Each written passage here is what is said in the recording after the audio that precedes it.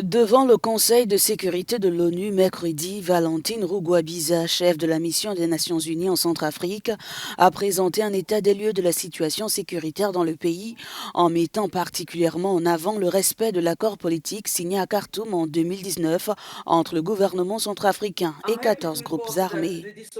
Je suis heureuse d'annoncer que la dissolution de 6 groupes armés ainsi que de 3 factions de groupes armés signataires de l'accord politique est restée effective. Ce processus a conduit au désarmement et à la démobilisation de leurs combattants avec l'intégration de certains d'entre eux au sein des forces armées. Toutefois, l'envoyé de l'ONU a plaidé en faveur d'une énième prolongation de la MINUSCA.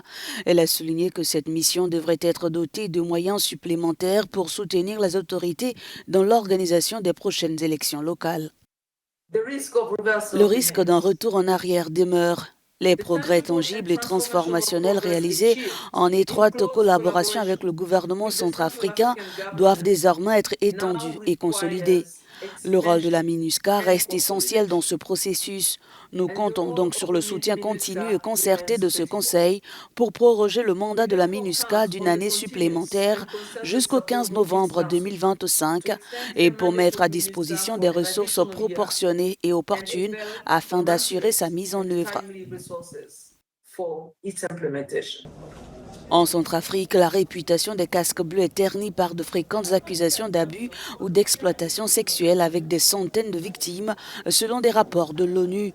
Malgré cela, les Nations Unies n'ont pas réussi à faire cesser ces abus sexuels perpétrés par ces militaires aux grandes dames des Centrafricains. Créée en 2014, la MINUSCA compte 14 400 militaires.